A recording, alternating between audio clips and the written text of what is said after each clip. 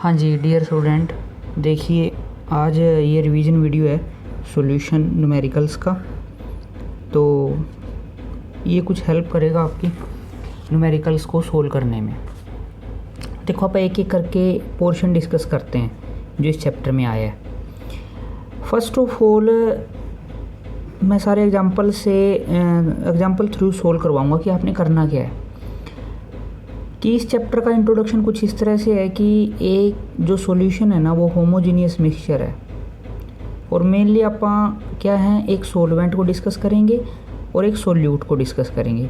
यानी कि हर एक न्यूमेरिकल में ये दो चीज़ें मिलने वाली हैं आपको, एक सोल्यूट और एक सॉल्वेंट। इन दोनों को जब मिक्स करेंगे ना तब जाके क्या बनेगा सॉल्यूशन। तो जब भी आप न्यूमेरिकल करने लगो इस चैप्टर की तो ये बात आपके माइंड में होनी चाहिए कि सोल्यूट सॉल्वेंट के अंदर डिजोल्व होगा तभी मतलब डिजोल्व होगा, होमोजेनियस मिक्सचर हो जाएगा, तभी ये क्या बन जाएगा सॉल्यूशन बनेगा भाई। ठीक है। अब जैसे सबसे पहला न्यूमेरिकल जो मैं ले रहा हूँ वो रोल्स लॉ टॉपिक से ले रहा हूँ कि रोल्स लॉ टॉपिक से रिलेटेड कैसे न्यूमेरिकल आ सकते हैं, और उसने क्या बताया था अपने को। ये आपका सोल्यूट है मान लो, ठीक है, क्लोरोफॉर्म क्लोरोफॉर्म भी नहीं है, डाई क्लोरो मीथेन बोलेंगे इसको, और ये क्लोरोफॉर्म है, ये सोल्यूट होगा और ये क्लोरोफॉर्म। इस बिकर में ये ले लिया, इस बिकर में ये ले लिया, ठीक है। अब आपको ये बोल देगा कि भाई जो क्लोरोफॉर्म का प्रेशर है वो 200 है, मान लेते हैं इसका प्रेशर इतना है, प्योर अकेला है जब ये सेपरेट हैं दोनों, और इसका जो प्रेशर है वो 450 mm ऑफ मर्क्यूरी, इसका प्रेशर इतना है, ठीक है, प्योर स्टेट में जब ये अकेला है। कहते दोनों को उठा के मिक्स कर दिया तो दो कंपोनेंट हो गए ना बच्चे, दोनों को उठा के मिक्स कर दिया, ठीक है। अब कहता बताओ ये जो सॉल्यूशन बना है इसका वेपर प्रेशर कितना होगा। तो ऐसे ऐसे न्यूमेरिकल आते हैं रोल्स लॉ के ऊपर कि सॉल्यूशन का वेपर प्रेशर बताओ। अब कितना मिक्स किया वो मैं बता देता हूँ। सपोज करो अमाउंट तो चेंज हो सकती है, आप एक अमाउंट लेके चल रहे हैं, ये 25.5 ग्राम ले लिया सपोज करो, और ये 40 ग्राम ऐड किए। जब दोनों को ऐड कर दिया सॉल्यूशन बन गया, सॉल्यूशन का वेपर प्रेशर बताओ भाई। अब यहाँ से आपने स्ट्रेटेजी सीखनी है कि भाई न्यूमेरिकल में ऐसे ही लिखा आएगा, एक ये था, दोनों को मिक्स किया सॉल्यूशन बन गया, सॉल्यूशन में सॉल्यूशन का वेपर प्रेशर बताओ। अगर जिस बच्चे को रोल्स लॉ आता है तो उसको ये बड़ी बात भी याद होगी कि इसको मैं मान लो ए कंपोनेंट ले लेता हूँ, इसको मैं मान लो बी कंपोनेंट ले लेता हूँ। सॉल्यूशन का जो वेपर प्रेशर होगा वो किसका सम होगा, vapour pressure of A vapour pressure of B, यानी कि इसके अंदर ए भी मिक्स है और बी भी मिक्स है। तो ये किसने बताया कि ए का वेपर प्रेशर कैसे निकालेंगे, ये रोल्स ने बताया है। ये कैसे निकालोगे, प्योर फॉर्म में जो वेपर प्रेशर है और इसका मोल फ्रैक्शन, प्योर फॉर्म में जो वेपर प्रेशर है और इसका मोल फ्रैक्शन, और इस तरह आप इस सॉल्यूशन का वेपर प्रेशर फाइंड आउट कर सकते हो, ठीक है। अब वेपर प्रेशर प्योर फॉर्म में तो गिवन है, ये देखो इसका भी गिवन और इसका भी गिवन है, ये प्योर फॉर्म में होता है, ये प्योर फॉर्म के ऊपर ये नोट लगा देते हैं। अब कई बच्चों को प्रॉब्लम इसमें भी है कि मोल फ्रैक्शन कैसे फाइंड आउट कर सकते हैं। हो सकता है किसी को ध्यान हो, बच्चे किसी का भी मोल फ्रैक्शन फाइंड आउट करना हो, मैं एक कैलकुलेट करके दिखा देता हूँ आपको। मान लो ए का करना, आपने ए का मोल फ्रैक्शन फाइंड आउट करना है तो क्या करना है, ए के मोल बाय में जितने कंपोनेंट आपने मिक्स किए हैं, ए और बी दो ही हैं, और ये हर बच्चे को पता होना चाहिए कि मोल कैसे फाइंड आउट होते हैं। इसके बिना न्यूमेरिकल सोल्व नहीं होंगे। Mole given mass by molecular mass, थोड़ा सा और खोल लेते हैं इसको, given mass by molecular mass of A, given mass by molecular mass of A plus given mass by molecular mass of B, ठीक है जी। गिवन मास आपको पता ही है, ए का गिवन मास कितना है, ए का गिवन मास तो ये है 25.5, और क्लोरोफॉर्म का जो मोलिकुलर मास बनता है, क्लोरोफॉर्म का मोलिकुलर मास बनेगा इतना, ठीक है। ये सेम आ जाएगा बच्चों, प्लस गिवन मास सेकंड कंपोनेंट का बी का कितना दे रखा है, 40 ग्राम दे रखा था। अच्छा, इसका मोलिकुलर मास जो बनता है इसका बनता है भाई 85, ये भी मोल फ्रैक्शन आ जाएगा ए का, ठीक है। तो ऐसे ऐसे न्यूमेरिकल मिलते हैं आपको रोल्स लॉ के ऊपर। वेपर प्रेशर पूछेगा जनरली, सॉल्यूशन का पूछ लेगा, एक कंपोनेंट का पूछ लेगा। तो ये आपने ध्यान रखनी है थोड़ी स्ट्रेटेजी कि इसको ऐसे सॉल्ट आउट करेंगे।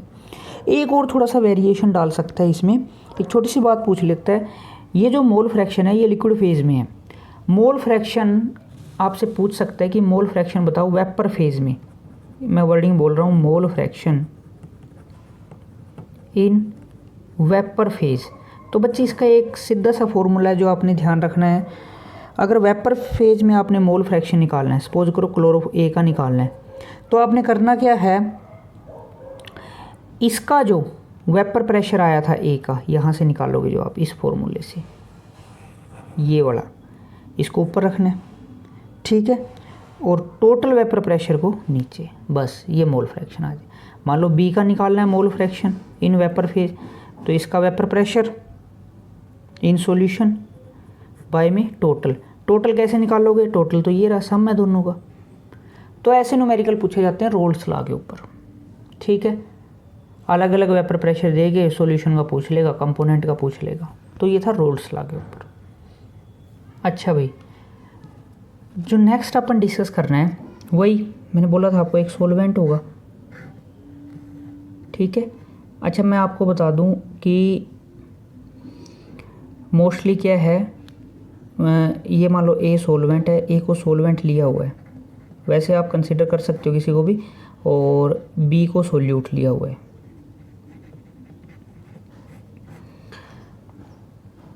बच्चे अब ये एक मिनट, जितने भी न्यूमेरिकल हैं, न्यूमेरिकल्स में भी अपनी बात हो चुकी है कि एक ही बात चलेगी, एक सोल्यूट होगा, एक सॉल्वेंट होगा, फिर उससे क्या होगा, बस वो इफेक्ट अपने पढ़ने हैं। अब जैसे मैं ये बोल दूँ, ये जो सोल्यूट है ये नॉन वोलेटाइल है, जिनके ईजिली वेपर नहीं बनते, ईजिली वेपर नहीं बनते उनको नॉन वोलेटाइल बोलते हैं। एक सॉल्वेंट लिया, उसमें नॉन वोलेटाइल सोल्यूट ऐड कर दिया, ठीक है, तो होगा क्या सॉल्यूशन में, क्या क्या चेंजेस आएंगे, इसके बॉइलिंग पॉइंट पे क्या फ़र्क पड़े, क्योंकि देखो सोल्यूट डाला है, सॉल्वेंट डाला है, तो ये बन गया सॉल्यूशन। लेकिन ये सॉल्यूशन कब बना, जब आपने नॉन वोलेटाइल सोल्यूट ऐड किया। कहता अब इस सॉल्यूशन का आप वेपर प्रेशर बताओ, इस सॉल्यूशन का आप फ्रीजिंग पॉइंट बताओ, इस सॉल्यूशन का आप बॉइलिंग पॉइंट बताओ, ठीक है, इस सॉल्यूशन का आप ऑस्मोटिक प्रेशर बताओ, पाई, यानी कि जब आप नॉन वोलेटाइल सोल्यूट ऐड कर दोगे तो सॉल्यूशन के इन प्रॉपर्टी में क्या चेंज आएगा, यही तो सीपी है, कोलिगेटिव प्रॉपर्टी, इन्हीं का इफेक्ट अपने पढ़ना है, ठीक है, कि भाई यही सीपी है कि नॉन वोलेटाइल ऐड कर दिया था सॉल्वेंट में, सॉल्यूशन बन गया, अब इस सॉल्यूशन के बारे में ये बातें बताओ, तो ये इन्होंने टॉपिक डाल दिया कोलिगेटिव प्रॉपर्टी। अब जैसे मैं एक एग्जांपल लेता हूँ, फॉर एग्जांपल कि मेरे पास ये एक बिकर है, ये न्यूमेरिकल ही है, पर मैं इसको जनरल वे से समझा रहा हूँ ताकि थोड़ा माइंड में इनकी पिक्चर क्लियर हो। कोई भी न्यूमेरिकल आए तो माइंड में चीज़ें क्लियर होंगी तो न्यूमेरिकल ईजिली सोल्व हो जाएगा। कि बेंजीन है मेरे पास, ठीक है, बेंजीन का जो प्योर बेंजीन है इसका वेपर प्रेशर इतने बार होता है, प्योर बेंजीन का, ठीक है, बेंजीन, ओके। अब ये क्या कह रहा है कि भाई इसके अंदर नॉन वोलेटाइल सोल्यूट ऐड कर दिया, नॉन वोलेटाइल सोल्यूट इस बेंजीन के अंदर। पहले तो बेंजीन अकेला, बेंजीन एक सोलवेंट होता है भाई, सोलवेंट, इसके अंदर नॉन वोलेटाइल सोल्यूट ऐड कर दिया, ठीक है,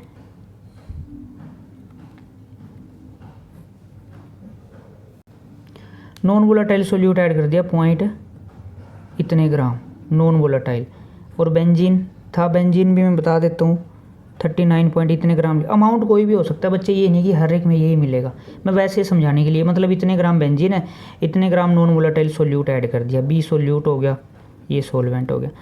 अब है ना, अब इसको बेंजीन नहीं बोलोगे आप, अब ये सोल्यूशन हो गया, ठीक है।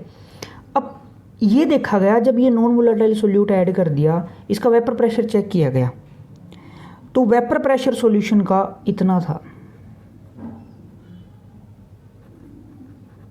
ठीक है। अब ये वैल्यू मैं इसलिए ले रहा हूँ ताकि आप देख पाओ कि भाई आप पढ़ क्या रहे हैं। प्योर बेंजीन का वेपर प्रेशर कितना था, 850, 0.850। और जब ये सॉल्यूशन बन गया, जब नॉन वोलेटाइल सोल्यूट ऐड कर दिया तो वेपर प्रेशर कितना बन गया, 0.845। पहले से क्या हो गया बच्चे, ऑब्जर्व करो, कम हो गया। पहले से क्या हो गया, कम हो गया। यानी कि एक बात सीखने को मिल गई अपनी वैल्यू से कि भाई जब आप नॉन वोलेटाइल सोल्यूट ऐड करोगे सॉल्वेंट के अंदर तो उसका वेपर प्रेशर पहले से कम हो जाता है। ठीक है, पहले से कम हो जाता है। कितना कम हुआ ये मैंने एग्जांपल के थ्रू आपको बता दिया, ये ऑब्जर्वेशन ली। ओके, तो जैसे अब मान लो किसी में तो ये पूछ लेगा कि कितना कम हुआ यहाँ, तो जैसे इस बाई चांस इस न्यूमेरिकल में मेरे को बताना पड़ा आपको कि इतना, ये टॉपिक समझाने के लिए। कईयों में ये पूछ लेगा कि नॉन वोलेटाइल सोल्यूट ऐड कर दिया तो वेपर प्रेशर बताओ। तो अब माइंड में इतना क्लियर है ना, आप अपना आंसर जानते हो कि कम आना चाहिए सोलवेंट से, क्योंकि जब भी नॉन वोलेटाइल सोल्यूट ऐड करोगे तो वेपर प्रेशर कम हो जाता है। अब आंसर आपको पता है, फिर आप कैलकुलेट कर लेना। अच्छा, जैसे इस न्यूमेरिकल में, इसमें क्या पूछ सकता है अपने से, वेपर प्रेशर दे भी दिया भाई, कम हो रहा है, हाँ ठीक है। इसमें ये पूछ रहा है कि ये जो सोल्यूट है ना, इसका मोलिकुलर मास कितना होगा। ये जो आपने सोल्यूट ऐड किया है इसके अंदर नॉन वोलेटाइल 0.5 ग्राम, इसका मोलिकुलर मास बताओ। एक क्वेश्चन कोलिगेटिव प्रॉपर्टी में, देखो कोलिगेटिव प्रॉपर्टी में क्या पूछ सकता है आपसे, एक तो पक्का ये पूछ सकता है कि इनमें जो आप नॉन वोलेटाइल सोल्यूट ऐड करोगे, नॉन वोलेटाइल सोल्यूट जो आप ऐड करोगे उसका मोलिकुलर मास पूछेगा आपसे। वो इस कोलिगेटिव में भी आएगा, इसमें भी आएगा, इसमें भी आएगा, इसमें सभी में आएगा। Relative lowering of vapour pressure, पहली colligative property, dispersion in freezing point, elevation in boiling point, osmotic, ये सब में आएगा, सब में ये न्यूमेरिकल जर्नल। अब जैसे इस न्यूमेरिकल में इसमें कुछ पूछने को बचे नहीं, इसमें सिर्फ इतना पूछा है कि ये जो सोल्यूट ऐड किया इसका मोलिकुलर मास क्या है। और उसके लिए आपको चारों कोलिगेटिव प्रॉपर्टी का फॉर्मूला याद होना चाहिए भाई। अब जैसे इसका सिंपल सा फॉर्मूला है सोलवेंट का, ठीक है, सॉल्यूशन का और सोलवेंट का, और ये मोल फ्रैक्शन हो गया सोल्यूट का। अब जैसे इसी में सोल्यूट का कैसे निकालोगे मोलिकुलर मास, तो इसका मोल फ्रैक्शन का बताया था, इसके मोल बाय में Na+Nb, और एक्सपेंड कर लो इसको। इसका क्या है, given mass by molecular mass of B.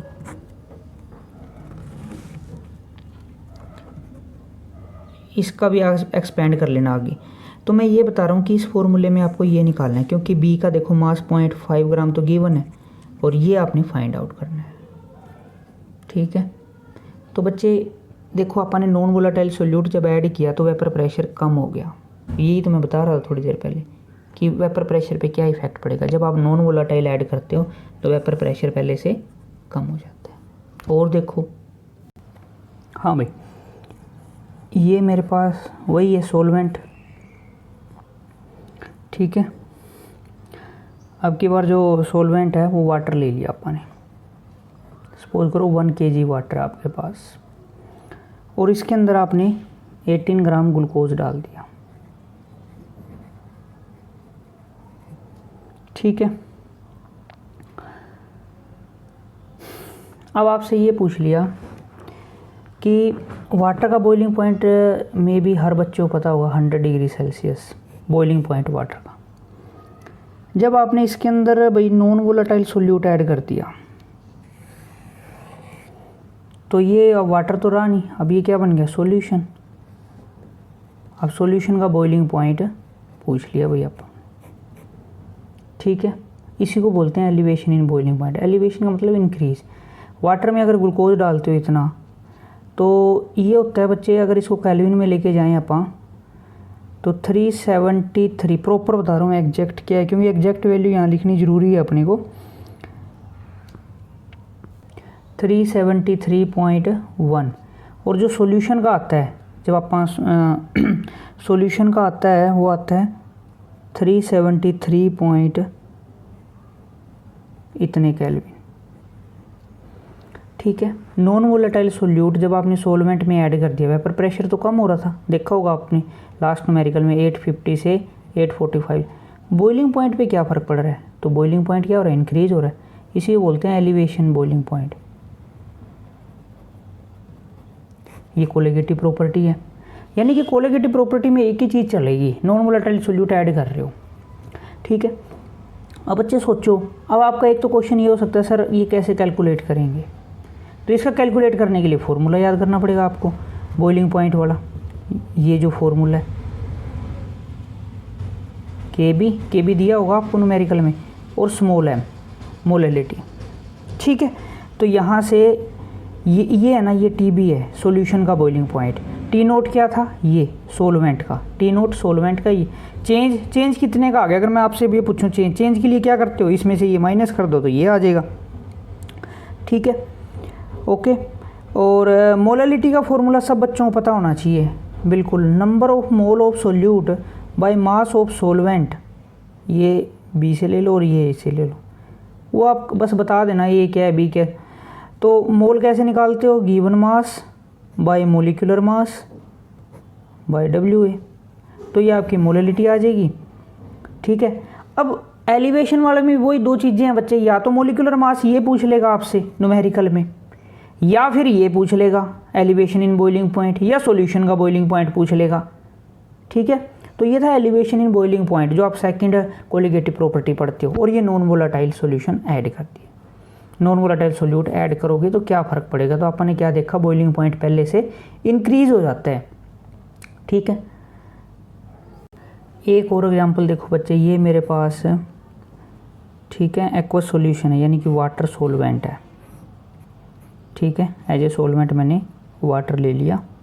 ठीक है, अमाउंट सपोज करो 600 ग्राम वाटर ले रखा है। ओके, इसका फ्रीजिंग पॉइंट वाटर का आपको पता ही होगा, फ्रीजिंग पॉइंट केल्विन में वैसे 0 डिग्री सेल्सियस होता है फ्रीजिंग पॉइंट, और इसको प्रॉपर केल्विन में लें तो 273.5 केल्विन। ओके, केल्विन में ये है और डिग्री सेल्सियस में ये है फ्रीजिंग पॉइंट ऑफ वाटर। फिर आपसे क्या पूछ लेगा न्यूमेरिकल में, अगर इसके अंदर आप इथाइलिन ग्लाइकोल डाल दो, नॉन वोलेटाइल सोल्यूट है एक इथाइलिन ग्लाइकोल, कंफ्यूज हो सकते हैं भाई ये क्या है, एक नॉन वोलेटाइल सोल्यूट है इथाइलिन ग्लाइकोल। कहता 45 ग्राम इथाइलिन ग्लाइकोल डाल दिया इसके अंदर, तो भाई अब ये वाटर तो रहा नहीं, यानी कि सोलवेंट तो रहा नहीं, पूरे को कंसीडर करना है, तो पूरा क्या बन गया, ये सॉल्यूशन, पूरे का पूरा क्या बन गया अब ये सॉल्यूशन। कहता अब सॉल्यूशन का फ्रीजिंग पॉइंट बताओ, तो ये ऑब्जर्व किया गया सॉल्यूशन का जो फ्रीजिंग पॉइंट है 270-90 का।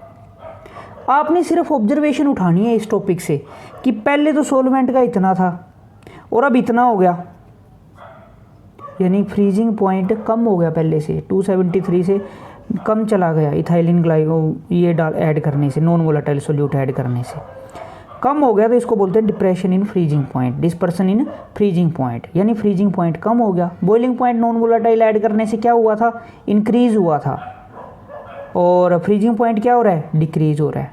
अब क्वेश्चन वही आपका, ये सर ये कैसे फाइंड आउट करेंगे, तो फाइंड आउट करने के लिए फॉर्मूला है, फॉर्मूला क्या है, दिस और के एफ आ जाएगा, और एम तो मोलैलिटी है, वही है जो लास्ट मैंने बताया था, के एफ कांस्टेंट है भाई। ठीक है, अच्छा यहाँ देखो, यहाँ इसमें और इसमें डिफरेंस देखो, यहाँ सॉल्यूशन का बॉइलिंग पॉइंट पहले ले रखा है क्योंकि सॉल्यूशन का ज़्यादा हुआ था, यहाँ सॉल्यूशन का कम हुआ है बच्चे, पहले से कम हुआ है तो इसलिए बाद में ले लिया, और पहले किसका ज़्यादा था, सोलवेंट का, जो ज़्यादा है उसको पहले लेते हैं, जो कम है उसको बाद में, तभी तो चेंज आएगा। कितना चेंज आया वो ये बताएगा अपने को। कई बार ये भी तो पूछ सकते हैं ना, अगर आपसे सीधा ये क्वेश्चन करता है कि भाई डिस्पर्सन इन फ्रीजिंग पॉइंट, तब आपने सिर्फ चेंज निकालना है। अगर आपसे ये पूछ ले सॉल्यूशन का फ्रीजिंग पॉइंट, तो आपने ये बताना है, ये तो सोलवेंट वगैरह का दिया होगा। और इससे क्या उठ सकता है क्वेश्चन, यहाँ से आपसे पूछ सकते हैं कि सोल्यूट का मोलिकुलर मास कितना होगा, जैसे इसी का पूछ लेगा कि इथाइलिन ग्लाइकोल, तो ऐसे देगा नहीं कि कोई नॉन वोलेटाइल सोल्यूट दे देगा और उसका मोलिकुलर मास बताओ, ये पूछ सकता है। ऐसे ही यहाँ पर था भाई, अगर आपसे सॉल्यूशन का बॉइलिंग पॉइंट पूछता है तो टी भी निकाल दो, अगर चेंज पूछता है एलिवेशन इन बॉइलिंग पॉइंट तो डेल्टा टी भी फाइंड आउट करना पड़ेगा आपको। ठीक है, वेपर प्रेशर क्या हुआ था, कम हुआ था, फ्रीजिंग पॉइंट भी क्या हुआ पहले से कम हुआ है, कब, जब आप नॉन वोलेटाइल सोल्यूट ऐड कर रहे हो, और बॉइलिंग पॉइंट क्या हो रहा था, इंक्रीज हो रहा था। ठीक है, अब बच्चे जितने भी एग्जाम्पल किए हैं, किसी में ग्लूकोज ऐड किया है, किसी में इथाइलिन ग्लाइकोल यूज़ किया है, जितने भी आपने अब तक सोल्यूट ऐड किए हैं वो सारे के सारे नॉन इलेक्ट्रोलाइट हैं। नॉन इलेक्ट्रोलाइट जैसे यूरिया हो गया, ग्लूकोज हो गया, स्टार्च हो गया, प्रोटीन हो गया, ये सारे नॉन इलेक्ट्रोलाइट हैं। अब मैं ये बात क्यों बता रहा हूँ, क्योंकि कई बच्चों का ये कन्फ्यूजन हो सकता है कि सर यहाँ आई कब लगाते हैं, आई की वांट ऑफ फैक्टर। जिस बच्चे ने पूरा चैप्टर पढ़ रखा है उसी के लिए ये वीडियो हेल्पफुल रहेगा। आई तब लगाएंगे जब आपका जो ये नॉन वोलाटाइल सोल्यूट है वो इलेक्ट्रोलाइट होगा। ठीक है, जब वो इलेक्ट्रोलाइट होगा, जब वो साल्ट होगा, ग्लूकोज, इथाइलिन, इनमें आई का यूज़ नहीं करना, इनके लिए आई वैल्यू 1 होती है। यूरिया हो गया, प्रोटीन हो गया। ठीक है, एक चीज़ और देखो, अब कहता भाई वही है glucose, non volatile solute, non electrolyte add किया गया। ठीक है, सॉल्यूशन के अंदर, मतलब कि सॉल्वेंट के अंदर, तो ये सॉल्यूशन बन गया। कुछ एक ऐसे क्वेश्चन आ सकते हैं कि सॉल्यूशन की कंसंट्रेशन क्या होगी, अगर आपसे कंसंट्रेशन पूछ ले। ठीक है, और ऑस्मोटिक प्रेशर इस सॉल्यूशन का दे रखा है, मान लो इतना, ये ऑस्मोटिक प्रेशर, तो आपको ये फॉर्मूला याद रखना पड़ेगा, fourth colligative property osmotic pressure. C concentration है मोल बाय में volume of solution in litre RT। ठीक है भाई, तो ये आपने ध्यान रखना है। ओके, कुछ ऐसा अगर कंसंट्रेशन पूछ ले, या फिर इसमें है ना, जैसे ऑस्मोटिक प्रेशर से रिलेटेड जो न्यूमेरिकल्स आते हैं उनमें ज़्यादातर मोलिकुलर मास पूछा जाता है सोल्यूट का। तो इसको खोलो, WA बाय, ये B ले लो बच्चे, अब B से करवा रहा हूँ मैं सारे सोल्यूट का, वॉल्यूम इन लीटर RT। तो ये फाइंड आउट करना पूछ सकता है आपसे ऑस्मोटिक प्रेशर वाले में, या सीधा ऑस्मोटिक प्रेशर पूछ लेगा।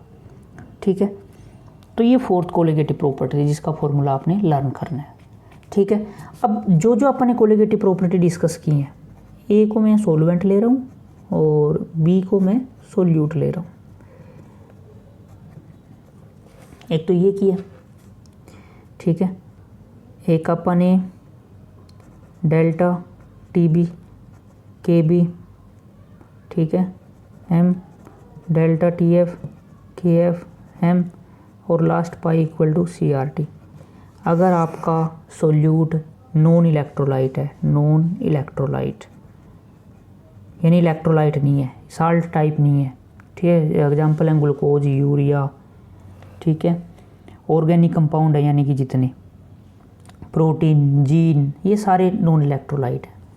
ठीक है, अब बच्चों का कन्फ्यूजन ये रहता है कि भाई हमें कैसे पता चलेगा कि आई कब ऐड करेंगे। मैं कुछ एग्जांपल लिखता हूँ आपके सामने, उससे आपको क्लियर हो जाएगा। हाँ जी बच्चों, ये मैंने दो तरह से कोलिगेटिव प्रॉपर्टी लिखी है, ये विदाउट आई है और ये आई के साथ है। अब आई कब लगाना है, जब इलेक्ट्रोलाइट आ जाए। अब कईयों को कन्फ्यूजन हो सकता है, इलेक्ट्रोलाइट जैसे जो आयन में डिसोसिएट होते हो, Na2SO4 है, Na पॉजिटिव में SO4 में डिसोसिएट हो जाएगा। ठीक है, और K2SO4 हो, ये इलेक्ट्रोलाइट हैं बच्चे। ठीक है, KCl हो गया, ठीक है, CaCl2 हो गया, NaCl हो गया, ये सारे के सारे इलेक्ट्रोलाइट हैं। ओके, और non electrolyte glucose, fructose, starch, gene, protein, ये नॉन इलेक्ट्रोलाइट है। यहाँ आई का मतलब कोई काम नहीं है। अगर आपका जो सोल्यूट इलेक्ट्रोलाइट है, ये है इलेक्ट्रो, तो आई यूज़ करना है आपने। ठीक है, यानी थोड़ी मतलब कि आपको क्लियरिटी आनी चाहिए कि मैं इलेक्ट्रोलाइट का मीनिंग जो साल्ट है एक तरह से, जो आयन में डिसोसिएट होंगे। अच्छा, इनमें भी एक ख़ास बात है, क्या है वो मैं आपको एक टॉपिक है थोड़ा सा उसके बारे में बताता हूँ, उसके थ्रू आपको पता चल जाएगा। टॉपिक का नाम है वांट ऑफ फैक्टर आई। अगर न्यूमेरिकल में आ जाए कि want of factor find out करो और 100% डिसोसिएशन है, बच्चे दोबारा से, अगर 100% डिसोसिएशन है और आई कैलकुलेट करना है, तो आई कैलकुलेट करने का सीधा सा फॉर्मूला ये है बच्चे, कितने आयन है, 2Na प्लस SO4 नेगेटिव, कितने आयन हो गए, 2 तो Na हो गए, 1 ये हो गया, 3, तो आई की वैल्यू 3। ध्यान रखना, अगर 100% डिसोसिएशन बोल दे, कंप्लीट डिसोसिएशन वर्ड बोल दे, तो आपने सीधा आयन में तोड़ लो। ये किस में टूटेगा, के पॉजिटिव में, Cl नेगेटिव। कितने आयन है भाई, 2, तो आई की वैल्यू 2। अगर 100% डिसोसिएशन है, Ca2 पॉजिटिव और Cl कितने हैं, जितना पाँव में है इसके 2, तो टोटल कितने आयन हो गए, 1 कैल्शियम हो गए और 2 क्लोरीन हो गए, टोटल आयन कितने हो गए 3, तो आई की वैल्यू भी 3। अगर वो कह देता है कि 100% डिसोसिएशन है, कंप्लीट डिसोसिएशन है, तो आई ऐसे कैलकुलेट कर देना है आपने, वांटो फैक्टर।